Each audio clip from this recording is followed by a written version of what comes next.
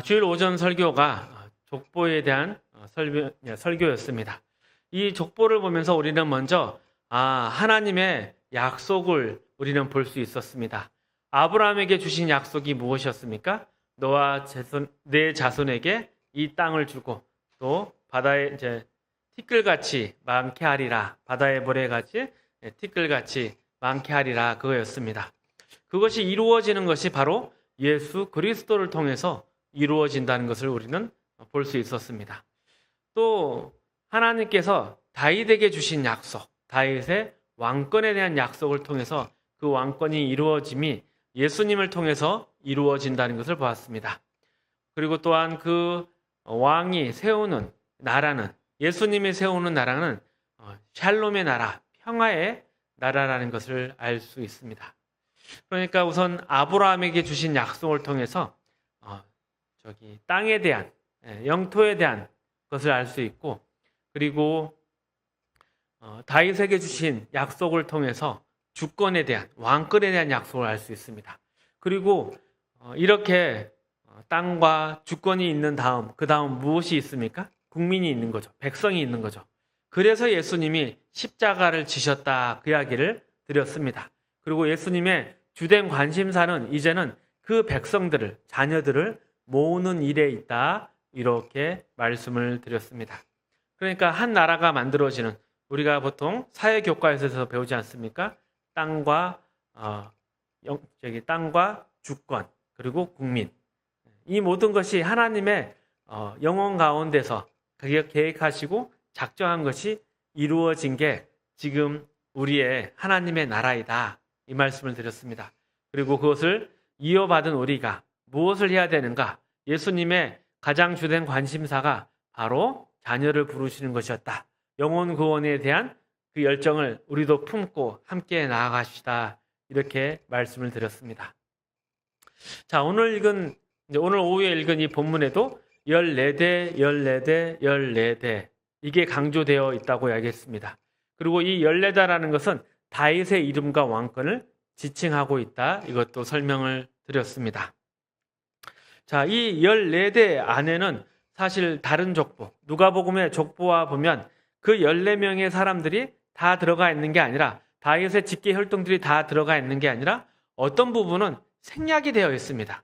그러니까 의도적으로 14대, 14대, 14대를 맞힌 것이죠.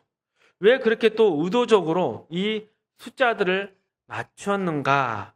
여기에도 하나님의 또 마태복음을 기록한 마태의 의도가 숨어 있습니다. 이 14대 안에는 그 족보가, 그리고 하나님이 이루시는 왕권이, 그리고 그 백성이 바로 우리가 그 대상이라는 것을 알 수가 있습니다. 14대, 14대, 14대를 계속 적어서 완벽한 하나님의 나라와 왕권을 만드는데 그 대상이 우리이다라는 것을 또 지칭하고 있습니다. 족보의 면면을 좀 살펴보시면 이 족보 안에는 왕이라든지 남자만 등장하는 게 아닙니다. 우선 요셉이 낳은 요셉의 아들 예수가 아니라 마리아가 낳은 예수라고 말씀을 드렸죠. 그러니까 마리아가 한 명 등장하고 이외에 4명의 여성들이 등장합니다. 한번 이제 성경책을 피셨으면 그 4명의 여성이 누군가 한번 찾아보십시오. 첫 번째 여성은 다말입니다. 다말은 창세기에서, 창세기 38장에 보면 시아버지와 그 사이에서 베레스와 세라를 낳았다라고 기록이 되어 있는 거죠.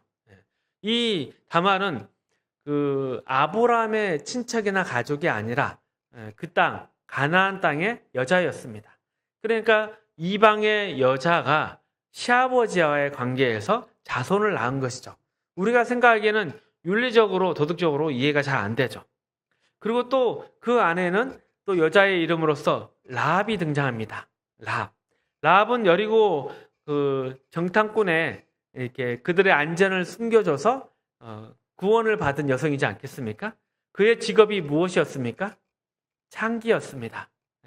그러니까 어찌 보면 이 라합도 어찌 보면 이 혈통 안에 들어올래야 올 수 없는 이방의 여인인 거죠. 그리고 또 여성의 이름 세 번째가 누구냐면 바로 룻입니다. 룻과 나오미. 룻기의 그 주인공이 되는데, 나오미는 유대 여자지만 룻은 이방 여자입니다. 하지만 남편이 다 죽고 형제들이 죽고 그 씨를 받을 데가 없을 때 그 모든 며느리는 다 돌아갔지만 이 룻은 나오미를 따라서 유대 땅으로 들어가게 됩니다. 그래서 어머니의 하나님이 내 하나님이다 이렇게 신앙 고백을 했었죠. 그리고 그 룻이 보아스와 결혼해서 이세를 낳게 됩니다. 그 이세가 다윗의 할아버지쯤 되는 거죠. 그러니까 이 룻도 알고 보면 이방 여인이죠. 그리고 그 족보 안에 다윗의 아내 밧세바가 나옵니다. 밧세바는 원래 다윗의 아내였습니까? 그렇지 않습니다. 우리아의 아내였습니다. 다윗의 충신 우리아의 아내. 그런데 다윗이 그 우리아를 죽이고 이제 차지한 여인이 되는 것이죠. 그러니까 아브람과 이 다윗의 혈통 가운데 이런 여인들, 다 이방의 여인들, 윤리적으로 도덕적으로 부정한 여인들이 들어가 있다니 우리의 눈에는 이해가 잘 안 되는 것이죠. 다말도 그렇고 라합도 그렇고 룻도 그렇고 밧세바도 그렇고. 그럼 도대체 이 족보가 뭘 의미하는 것인가? 다시 이제 싹 이야기를 정리하면, 우선 이 족보를 보면 하나님의 계획과 뜻, 약속이 있다는 것을 우리는 알 수 있고, 두 번째, 그 나라가, 하나님의 나라가 다윗이나 아브라함의 혈통으로 만들어지지 아니하고 하나님이 동정녀 마리아 예수를 통해서 예수를 보냄으로써 그 후손으로서 이것이 이루어졌다는 것을 알고 있습니다. 그리고 이 혈통의 족보 가운데 그람 이방의 여인들까지 다 담아놓은 것은 너희가 바로 이 혈통 가운데 있다. 그 이야기를 해주는 것입니다. 예수가 이 가운데 마지막 아담이 되어주는 것이죠. 그 죄 많고 스스로 구원할 수 없는 인간의 그 자리에 예수님이 오셨다. 너희가 그 예수의 구원의 대상이고 예수와 한 가족이다. 이런 의미까지 이 족보 안에 들어가 있는 것이죠. 예수님이 만드는 그 샬롬의 나라, 평화의 나라는 하나님의 약속에 의해서 하나님의 긍휼과 자비와 사랑으로서 이루어졌고, 그것은 바로 너희를 위한 나라이다라고 이야기를 하고 있는 것입니다. 그러니까 우리가 그 나라의 백성이 되었다, 자녀가 되었다, 이 얼마나 기쁜 일이겠습니까? 그리고 이것을 우리가 함께 누리고 나누는 것, 그게 예수님이 바라는, 하나님이 바라는 우리 삶의 내용이 되어야 할 것입니다. 자, 그러면 그 백성이 된다는 것, 백성이 된다는 것은 어떻게 되는 것이고 어떤 과정을 겪어가는 것인가? 그리고 우리가 그런 백성이 되었다면 우리는 어떻게 살아야 되는가? 그것을 좀 더 이 오후 예배 시간에 나누도록 하겠습니다. 자, 로마서 1장 16절, 17절을 보면 우리의 구원에 대해서 이렇게 이야기를 하고 있습니다. 내가 복음을 부끄러워하지 아니하노니 이 복음은 모든 믿는 자에게 구원을 주시는 하나님의 능력이 됨이라. 첫째는 유대인에게요 또한 헬라인에게로다. 복음에는 하나님의 의가 나타나서 믿음으로 믿음에 이르게 하나니 기록된 바 오직 의인은 믿음으로 말미암아 살리라 함과 같으니라. 금방 읽었던 로마서 1장 16절 17절에 보면 복음을 무엇이라고 이야기하고 있습니까? 복음은 능력이다. 능력이라는 말이 무슨 말입니까? 어떠한 일을 감당하는 힘을 이야기합니다. 문제를 해결하는 능력. 이런 것처럼 힘과 원동력이 되는 것인데, 그 힘과 원동력, 우리가 하나님의 자녀가 되는 힘과 원동력은 뭐에 있다고 합니까? 믿음에 있다고 합니다. 믿음. 그런데 우리가 믿음에 대해서 쭉 살펴봤듯이 믿음의 핵심에는 무엇이 들어있습니까? 하나님의 사랑과 하나님의 열심이 있다고 하였습니다. 하나님께서 아무것도 모르고 하나님에 대해서 죽어있는 자들에게 믿음을 주신다고 그랬죠. 그리고 그 믿음을 키워가시고 그 믿음을 통해서 영광의 자리까지 이끌어 가신다라고 이야기했습니다. 복음이라는 것이 바로 그런 것이라는 것이죠. 하나님 측에서의 사랑과 열심이고 하나님이 만들어내신 관계이며 그 관계를 하나님께서 끝까지 이끌어 가신다에 있습니다. 그러니까 복음은 능력인데 누구의 능력이겠습니까? 하나님의 능력이신 겁니다. 우리가 뭔가 스스로 이루거나 만들어내는 것이 아니라 죄와 허물로 주었던 우리를 하나님의 자녀로 만들어가는 하나님의 능력인 것입니다. 자, 좀 더 구체적인 설명으로서 로마서 3장 21절, 26절 좀 더 읽어보겠습니다. 우리 함께 읽어보겠습니다. 이제는 율법 외에 하나님의 한 의가 나타났으니 율법과 선지자들의 증거를 받은 것이라. 곧 예수 그리스도를 말미암아 모든 믿는 자에게 미치는 하나님의 의인이 차별이 없느니라. 모든 사람이 죄를 범하였음에 하나님의 영광에 이르지 못하더니 그리스도 예수 안에 있는 구속으로 말미암아 하나님의 은혜로 값없이 의롭다 하심을 얻은 자 되었느니라. 이 예수를 하나님께서 그의 피로 인하여 믿음으로 말미암는 화목 제물로 세우셨으니 이는 하나님께서 길이 참으신 중에 전에 지은 죄를 간과하심으로 자기의 의로우심을 나타내려 하심이니 곧 이때 자기의 의로우심을 나타내사 자기도 의로우시며 또한 예수 믿는 자를 의롭다 하려 하심이니라. 아멘. 금방 읽은 9절 안에는 우리의 과거와 현재 모습이 들어있는 것이죠. 모든 사람, 이제 갓 출생한 아기까지도 다 죄를 범한 자들입니다. 그러기에 우리는 하나님의 자녀됨에 나아가지 못합니다. 그게 하나님의 영광에 이르지 못한다는 표현인 것입니다. 우리는 어찌 보면 그러한 죄 지은 자이기 때문에 우리의 보상으로 무언가 하나님께 구원을 달라, 뭔가 달라 요구할 수 있는 그런 자격도 없고 실력도 없는 자입니다. 오직 하나님의 은혜로서 우리가 하나님의 자녀가 되었습니다. 우리를 사랑하시고 불쌍하게 여기시는 그 긍휼과 자비가 우리를 탈바꿈시킨 것이죠. 완전히 뒤집어 엎은 거죠. 죄인이고 분노의 불순종의 아들이었고 진노의 자녀들이었지만 그러한 우리의 모습이 하나님의 자녀, 하나님의 영광을 드러내 자녀다 된 것이 바로 십자가의 예수, 하나님의 자비인 것입니다. 그러니까 마태복음 1장에 예수님이 나타나고 그 1장에 들어있는 사람들의 면면을 보면 아무런 하나님의 자녀됨이 보이지 않지만 예수님이 오셨기에 그 예수를 통해서 그 복음, 그 능력을 통해서 우리가 하나님의 자녀가 되었다. 너희는 이제 나와 부모와 자식간이다. 우리는 한 가족이다. 라는 것이 이 족보 안에 들어가 있는 것입니다. 그리고 이것을 우리에게 적용해 보면 어떻습니까? 우리가 신앙생활할 때 신앙생활이 힘들어지고 어려운 것은 우리의 자존감이 바닥을 쳤을 때입니다. 그럴 때 우리는 어떻게 합니까? 우리가 무엇을 가졌나, 우리가 어떤 자인가 찾아보려 하지만 내 손에 잡히는 게 없습니다. 내 안에서 스스로 확신할 것이 없습니다. 우리가 붙들 수 있는 것은 무엇입니까? 하나님으로부터 온 구원, 하나님으로부터 온 예수, 우리의 족보 가운데 오신 예수밖에 없는 것입니다. 그 예수가 세우신 그 영원한 나라의 백성, 하나님의 자녀라는 것이 우리의 삶의 발판이 되고 우리의 삶을 다시금 이렇게 세우는 능력이 되는 것이죠. 그래서 이 족보를 보면서 그 안에 내가 들어있고 하나님의 그 복음의 능력이 있고 역사가 있다는 것을 우리는 볼 수 있어야 될 것입니다.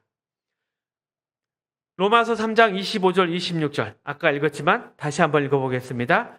이 예수를 하나님이 그의 피로 인하여 믿음으로 말미암는 화목제물로 세우셨으니 이는 하나님께서 길이 참으신 중에 전에 지은 죄를 간과하심으로 자기의 의로우심을 나타내려 하심이니 곧 이때 자기의 의로우심을 나타내사 자기도 의로우시며 또한 예수 믿는 자를 의롭다 하려 하심이니라.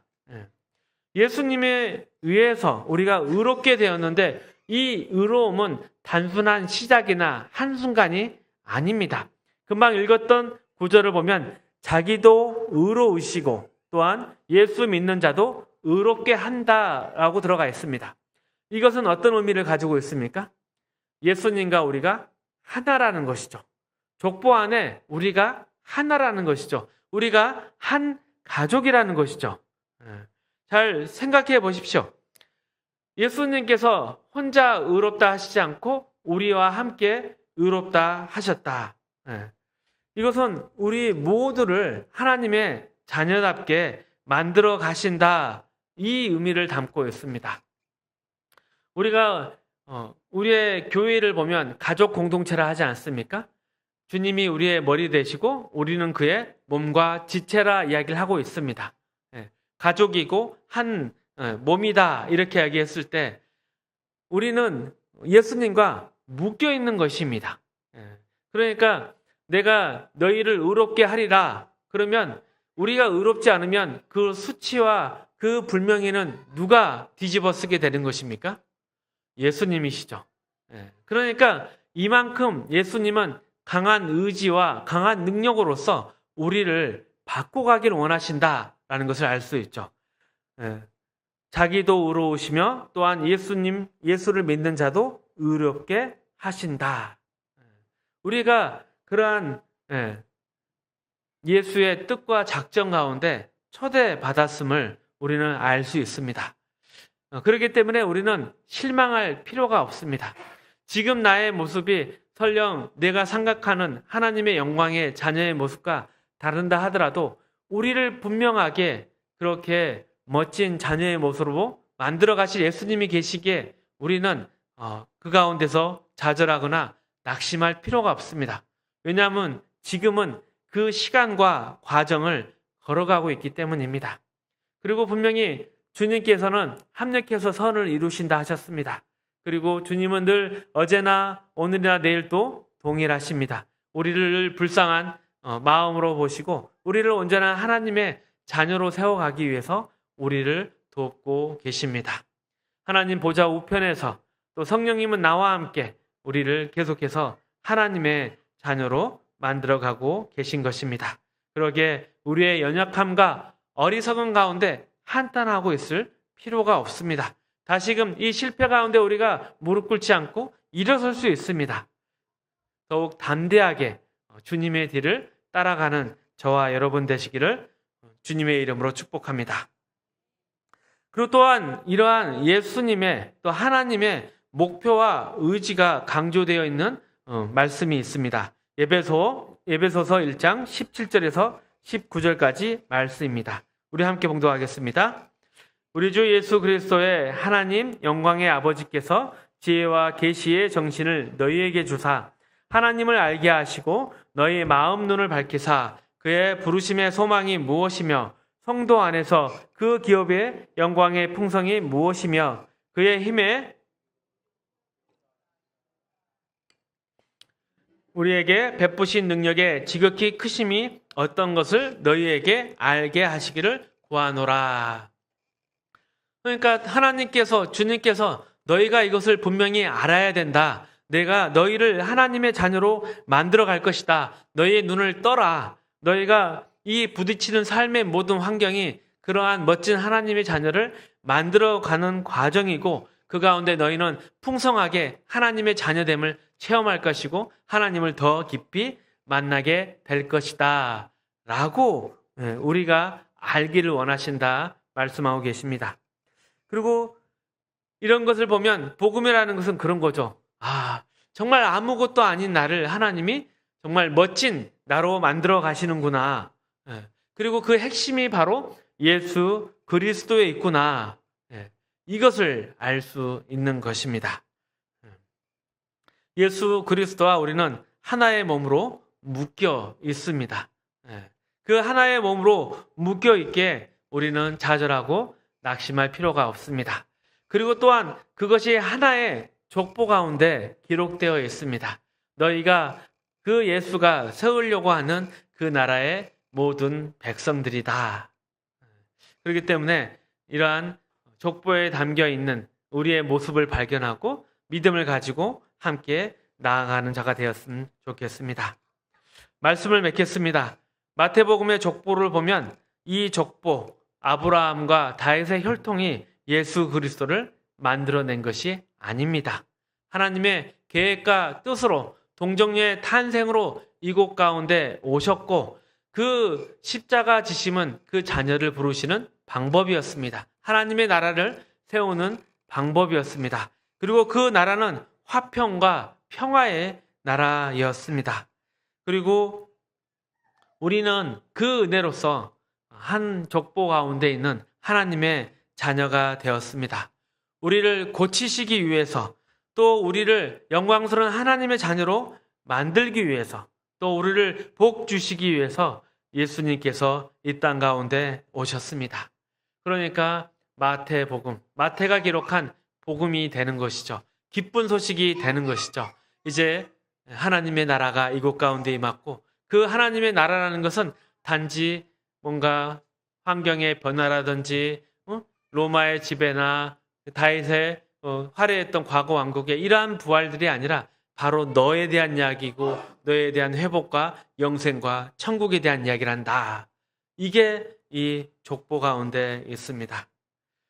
이러한 족보 가운데 있는 하나님의 그 사랑, 하나님의 그 열심, 그리고 어떻게든 우리를 하나님의 자녀로 만들겠다는 십자가의 예수님, 또 교회의 머리 되신 예수님에 대한 그러한 복음의 이야기들을 가슴속에 품고 하나님의 자녀로서 또 자랑스럽게, 또 든든하게, 담대함으로 승리하는 저와 여러분 되시기를 주님의 이름으로 축복합니다.